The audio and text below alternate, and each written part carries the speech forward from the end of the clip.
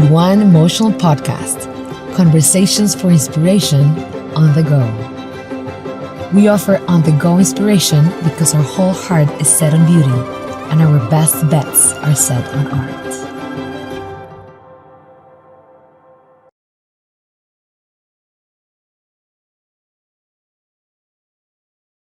Hi, Amaya. How are you? It's a pleasure to have you here in LUAN Podcast. Hi, Marion. It's a pleasure to be here. No, it's wonderful to have this amazing woman here because she is so special. Amaya, for everyone that don't know her, I'm going to tell you a little bit about this amazing woman. She's deeply connected with the universe of the sublime, of ancestral and elemental medicine. She's committed to her transcendence as a woman of light through the service to other women and through her voice, her dance, and her hands. She has been committed to women for many, many, many years. Well, actually, it has been for 11 years. She has shared information and guidance for women towards their sexual and reproductive health from an integral perspective between the physiological processes and the spiritual paths of female awakening. She's a birth and end of life doula. That's how I know her. She was the doula of my two kids. She's a member of the Placental Medicinal Nature Network, the founder of Florecer desde la Cicatriz Collective. This is a collective for healing C-sections. And she's a guide in sacred sexuality, a guide in women's circles, and she's also a Temazcal therapist. So she has been committed to this, female development for many, many, many years with a lot of experience, especially field experience. And I cannot wait, Amaya, to ask you about this role of this emotional development through motherhood. What have you seen? What emotions arise when women becomes mother? All right. Well, I have to start this conversation saying that I am a mother. I am a mother of two boys, which has been a journey. Because, as you were saying, I have devoted my life to women, and I am very, very well acquainted with female energy, with feminine, with the divine feminine, and with all these things. But then, being a mother of two boys has been incredibly clashing and kind of colliding with my essence and with the natural flow of my own energy. So yeah, I have devoted my life to women, particularly to motherhood, to this transformation, to birth and what comes after. So emotions in birth and after. Well, you know very well that birth is not just a physiological event. When you give birth to your child, you give birth to another human being, to another you. But with birth, death comes. So you die, basically. When you give birth to your child, you die right there. Because pregnancy is all about blooming and beauty, and you're like a nourishing thing. I don't know, the other day I was talking to my partner how when I was pregnant, I felt that I didn't have to do anything to deserve the place that I had in the world, because I was holding life. Mm-hmm. So I didn't have to do anything. Then motherhood comes, and then you have to prove yourself constantly. You have to prove how you're a good mother. You have to prove that while you're a mother, you can also be a partner. You have to prove that while you're a mother, you can still be a good friend. You can still be a good everything. Your business has to thrive. You have to prove everything constantly. So emotions in motherhood are in constant change, and I would like to say that it's in constant evolution. But if evolution seems to be kind of very linear, and this is not an evolving process. It's more like a spiral process. It's a spiraling process. It takes you like there's a point when you're like so happy and you see your little kids and you're like, oh my God, this is the best moment of my life. And next day, one of your kids gets sick, and you don't know what to do to remove the pain, to assist that, or to make the decisions. Because now that we're talking, that I'm saying these, most of the decisions in motherhood are still the mothers. like the fathers, this is the reality of the world. I'm like definitely male parents are having more input in upbringing, the upbringing of children, but it's still mother's responsibility, and that can be overwhelming. Totally. And I think one of the main emotions that we can, encounter in motherhood is the duality that motherhood comes with, right? Because you want to Absolutely. devote your life to your kids and you want to, give everything to them and be available for them 24/7, right? But at the same time, you have this need of still be a human before being a mother, still being you, still having time for yourself, still having the things that you enjoy, right?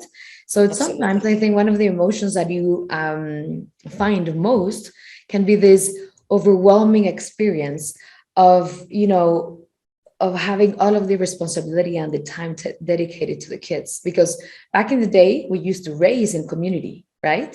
Absolutely. Maybe postpartum depression didn't actually exist when we were, in community, because maybe you just gave birth and there were like other women around your circle that, taught you how to breastfeed your baby, and also, told you like, I will take care of your kid, you go and take a nap. And it was kind of like this collective, as like kids were a collective responsibility.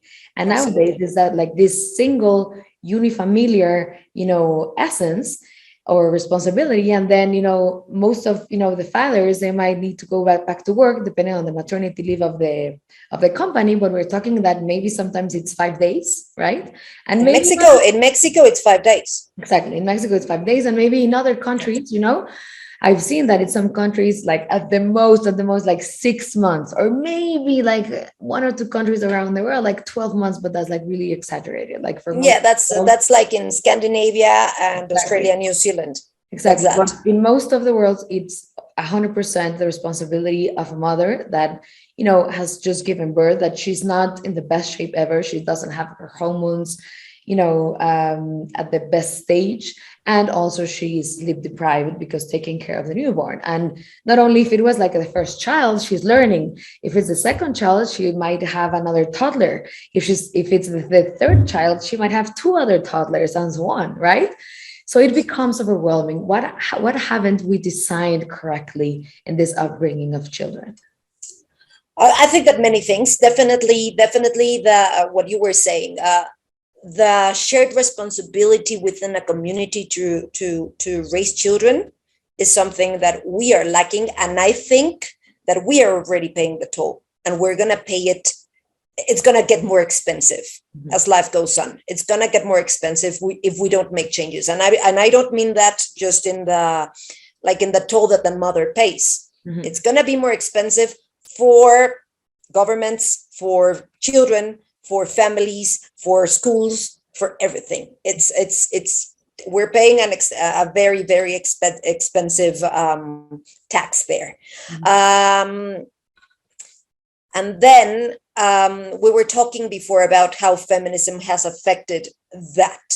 Like I am a feminist. I consider myself a feminist in the ways that I can practice my feminism.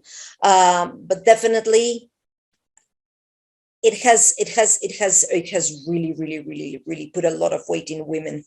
I think that another thing that you were saying right now, how women are not in their best place when they just gave birth, no, that their hormones are not great, that they are sleep deprived, all these things that actually shouldn't be considered as bad.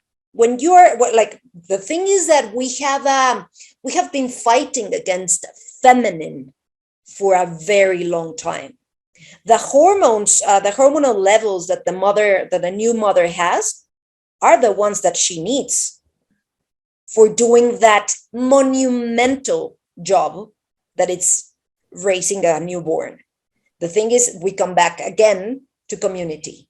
Mhm. A new mother shouldn't have to be, well, let's talk about new mothers. A new mother shouldn't have to be worrying about paying debts, shouldn't have to be worrying about getting food, shouldn't have to be worried about looking after anybody else, a part of her baby, because somebody else is looking after her. Mhm. And somebody else, and this is interesting because that somebody else in this society is a partner. but the partner is not available either. Mhm. Back in the days, as you were saying, it was a women's job to also look after other women. So how can we fix this? In my opinion, and how I understand life, we have to stop fighting against femininity, or feminine energy, or feminine cycles. We have to understand that they exist, and that's the way it's going to be. Of course, and we need to value more that feminine values, right? Because constantly, like in this world, we are the culture has like these masculine values that are more admired, right? Like Absolutely. having a successful company, and who is the biggest one, and who raised more money, or who is having more sales, or who has a big market share, and like all of these things about competition. And don't get me wrong, I know that it also helps to get this world moving, right? Yeah. But it's not the only thing. And sometimes I think we've hurt the feminine part of the planet, the feminine part in ourselves, because there's also the feminine part in men and in women, right? It's not only about women. Men also are hurting their feminine side, in the sense of they're not allowed to express their emotions. What is that? You are a mother of two boys. You hear them crying, they're kids, and then suddenly something happens, maybe when they turn around, I don't know, 15, 17, I don't know. And then it's like they cannot express any emotions. And it's crazy, because obviously it's going to create the perfect storm inside. And what are we so afraid of about femininity or these feminine values? You see Mother Earth has this, extreme force. She's not weak at all. So femininity is not about being weak. It's not about, masculine values being strong and femininity being weak. No.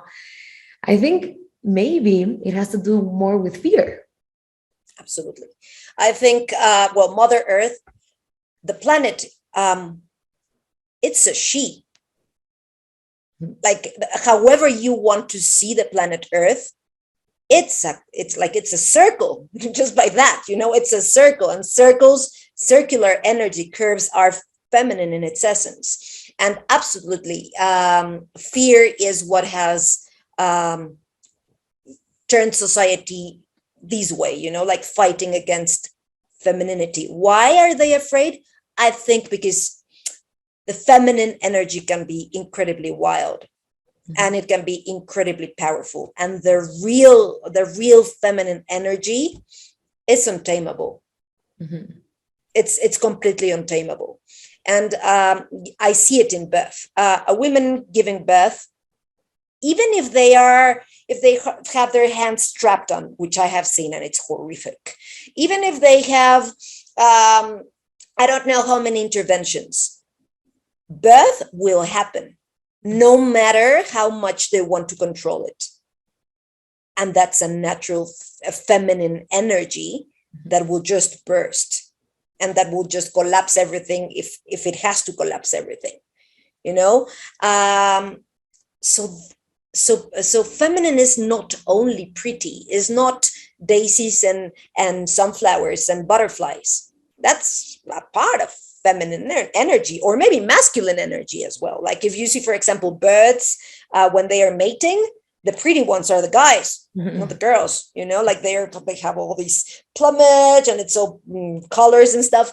The peacocks as well. The peacocks, exactly. Like they have these amazing tails, like they look so feminine in many ways, But the feminine is it's simply that it's not tameable. And I think that in many ways, motherhood is not tameable.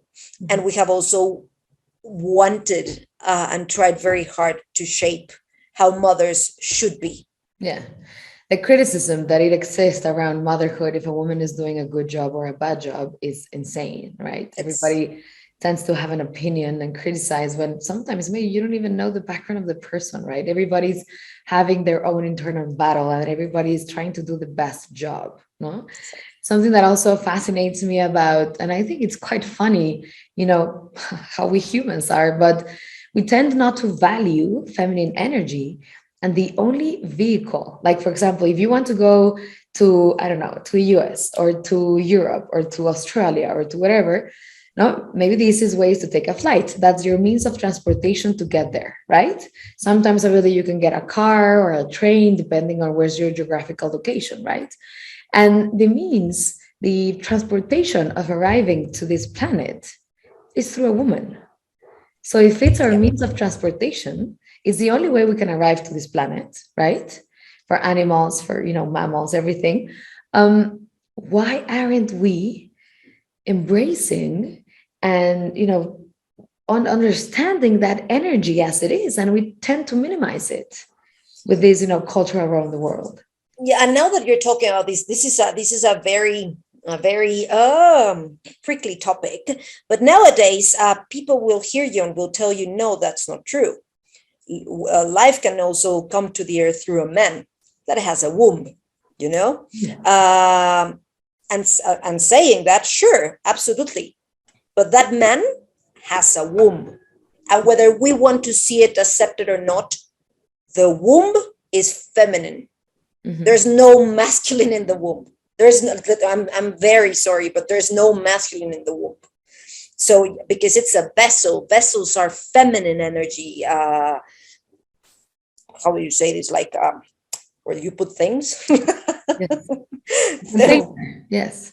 carriers. Like a vessel that generates energy, and that generates life. Mhm. What generates life is the feminine. Mhm. So yeah, we really need to start fighting that and embracing that.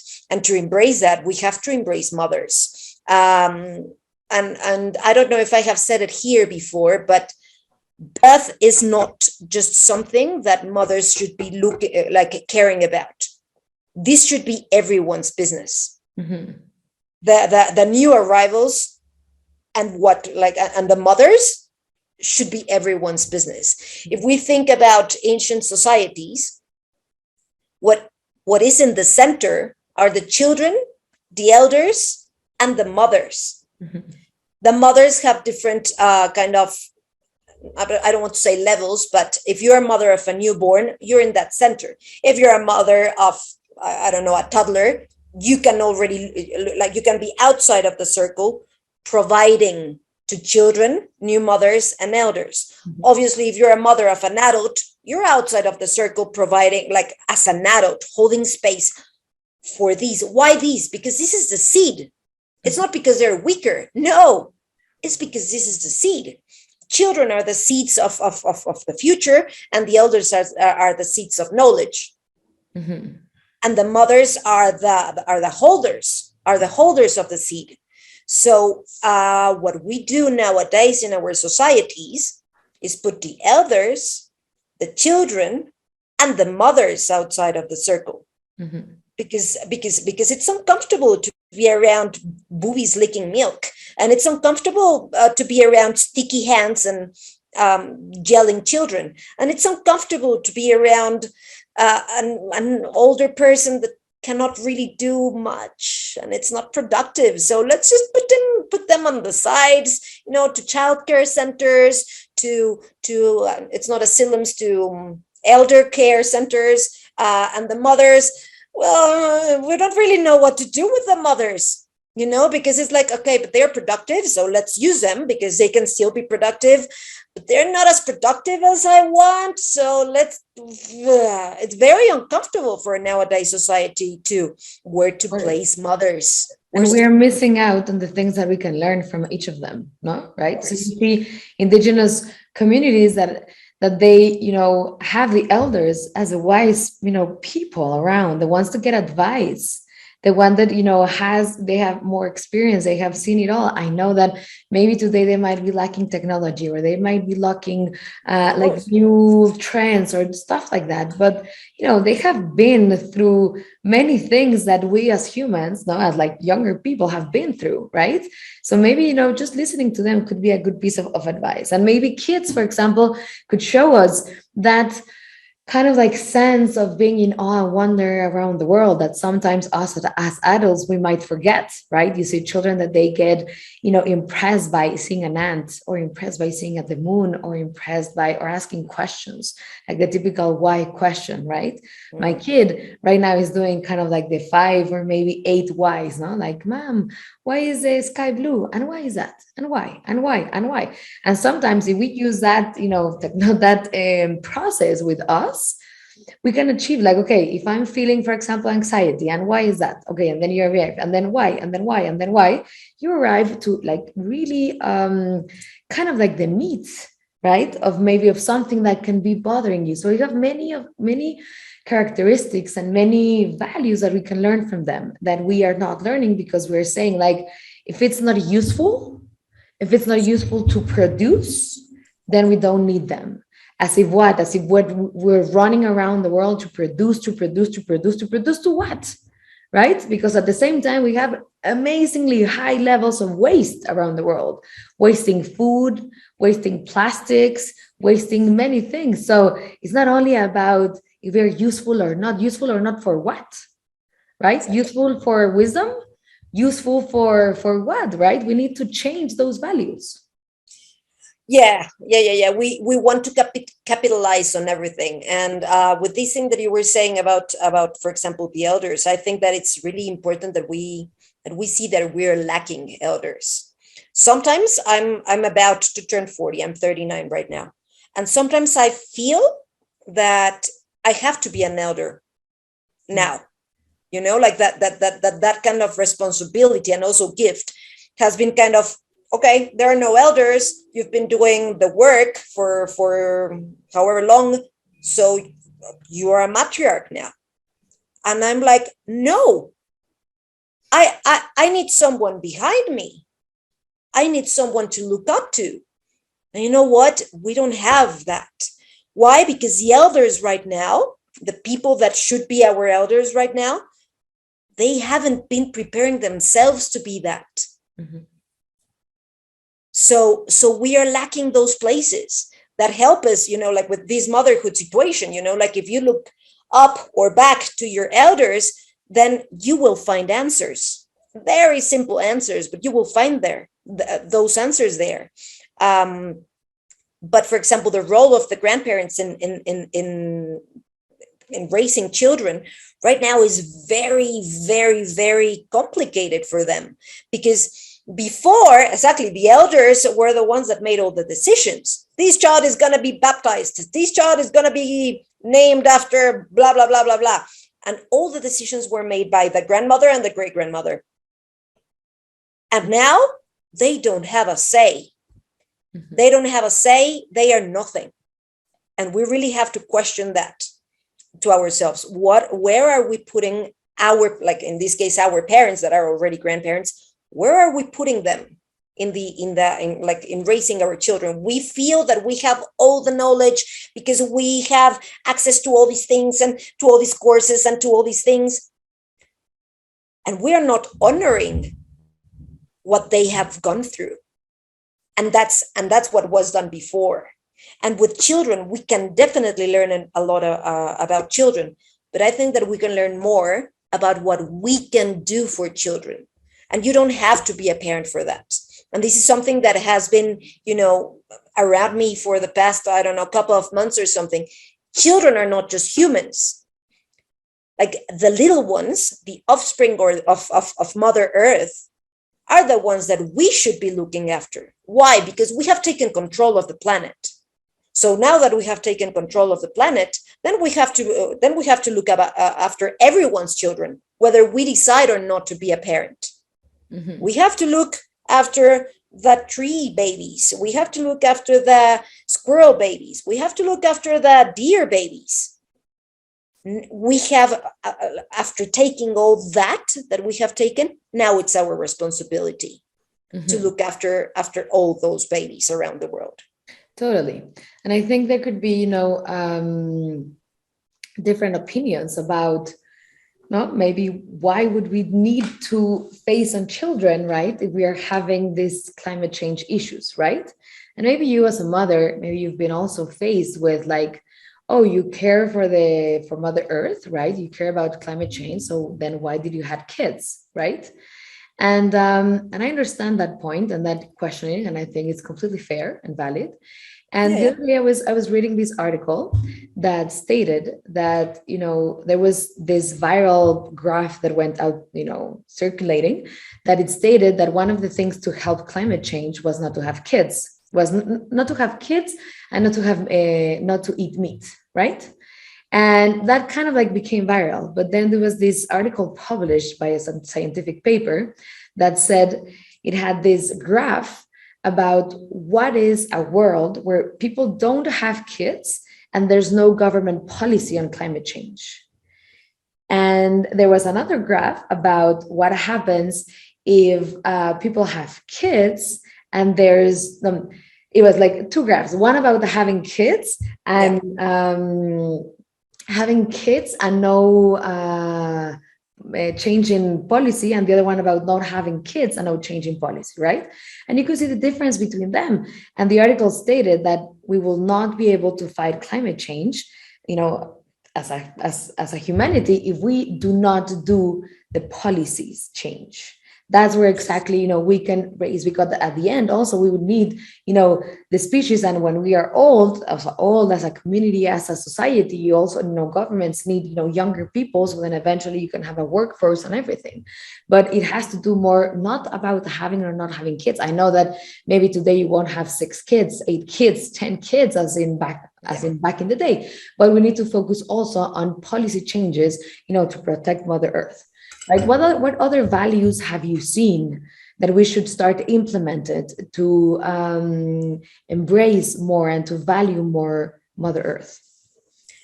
Well, right now that you were talking about the situation about having or not having kids, you can obviously decide if you want or not want to have kids, right? But going back to this thing that I was saying about how we have to think about what we can do for children, I think that it's important to think about how we are raising our children in regards to that.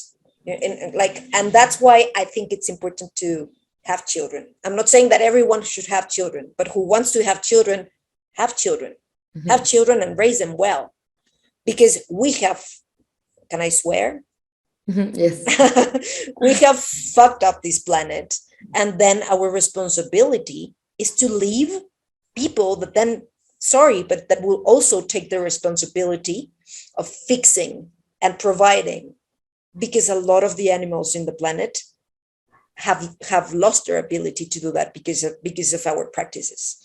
I think that it's our gifts are our responsibility. Like the bird sings, and it gives it naturally to everyone, to us and to all the other species, without questioning if it's okay, if he doesn't want to, if he's lazy, because he's depressed, if I don't know, if he's not being productive enough, picking nuts.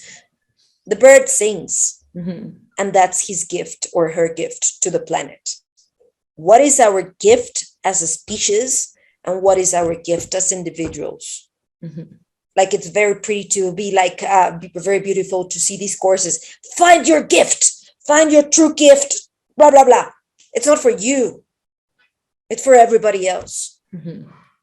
But it's your responsibility to provide it for everybody else. And I think that our children are gifts as well, or should be. Don't bring kids that are going to destroy the earth more. Like, please don't. Like, that's what we don't need. We don't need selfish children anymore. We have gone through that as humanity. We don't need humans that are lacking compassion. We really do not need that. Like, if you're gonna raise your children to be that, maybe don't have children. Yeah. And something that I also like to, make this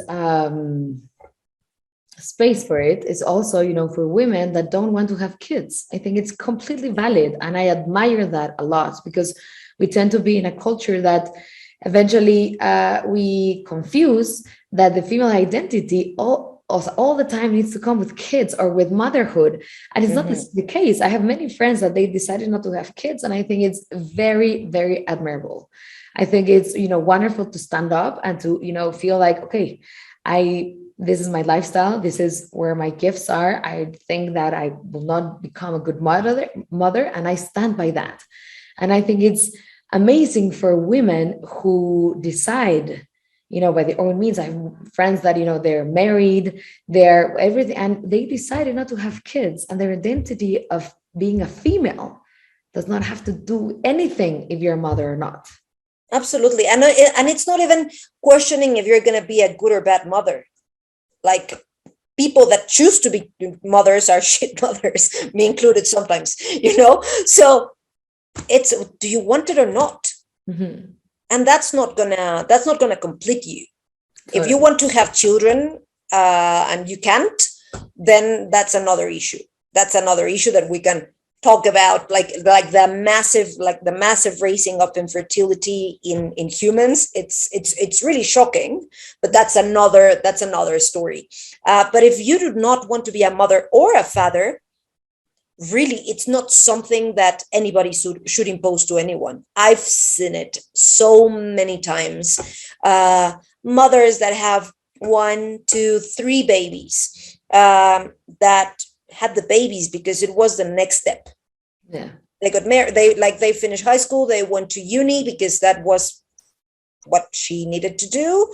Got married, and the next step was have a baby, but she never questioned, or they never questioned their like, if they wanted that. Yeah, it's And like there, something linear, right? It's like the next step, exactly. but eventually you need to really dig deep within you and see, is motherhood for me or not? Do I want kids or not? Am I, Totally. going to be responsible with the change that it's going to take in my life, with the sacrifice, and also with the reciprocity that it also takes? Because I think the relationship between parents or kids is one of the most reciprocal, or however you say that. No, Yeah. it has a lot of reciprocity, because you get, love, you get that connection, you get that, that essence that it gets built between parents or kids. That is a very, very strong instinctual bond. It's very reciprocal Yeah. when they are little, but then it's not that reciprocal. And I think that that's one of the challenges of motherhood and parenthood: letting go and understanding that our children deserve everything, and we're not meant to claim anything back. Mhm. If we have children, we have to give them all that we can. Not everyone can give their children all the same things. We Yeah. have to give them all that we can, knowing that that is not coming back. It might, or it will come in different shapes, Yeah. but it's not an investment. It really is And not an knowing investment. and knowing that they're not yours, They're right? not yours. The No, other no, day no. I read this poem that I loved about, the people that have these near death experiences that they Mm. have reported, that they, some of them, no, some people don't have, any of this, and some people do. But the people that have these experiences, they felt that they were going through a light or something, and then eventually they had people receiving them on the other side, wherever that Yeah. is, right? And I find that fascinating, because I think that sometimes parents are the ones here in this earth, kind of like receiving you from where you're coming. So it's kind of like our responsibility here is to welcome them, to embrace them, to give them, but they're not ours. We're just kind of like the welcomers. You're just the ones that are, helping them transit in this planet, in this essence, in this that dimension, in this place, right? And Mhm. then when it's their time to leave, there might be somebody else that would eventually receive them. So I like this That analogy, a lot of the times it's parents. the ones that are receiving them as well. Mostly parents have, like the natural course of, or no, I don't know if natural is the word, but most of the times parents die first. So Mm. parents are waiting in the other side. They're being our midwives also there. So yes, they're not ours, and we have to let go of them, and that's very painful as well. But that's another story, and That's another story. that's another story, and we're not even there, you and I. We need another episode for that. And well, there's also a course by Amaya and Matt that we have on luanmuseum.com about relationships.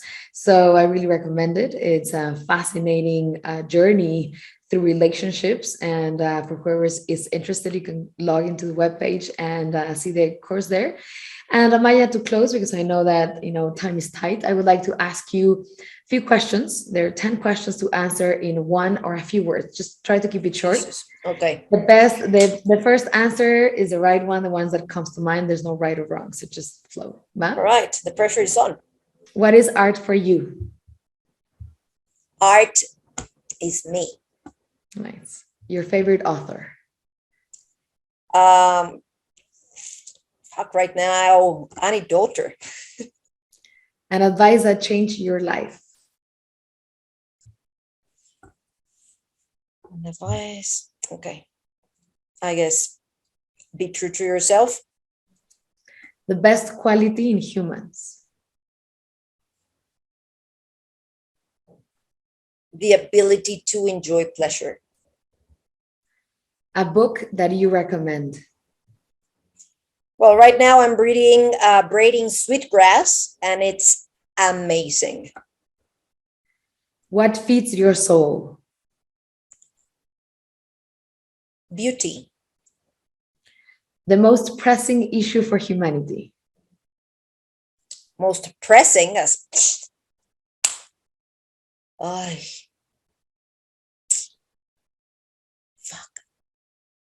Right now, I don't even know. Like, there are so many. Most pressing. Okay. So let's say burnout. Mm-hmm. If humans can agree on this, you will be very happy.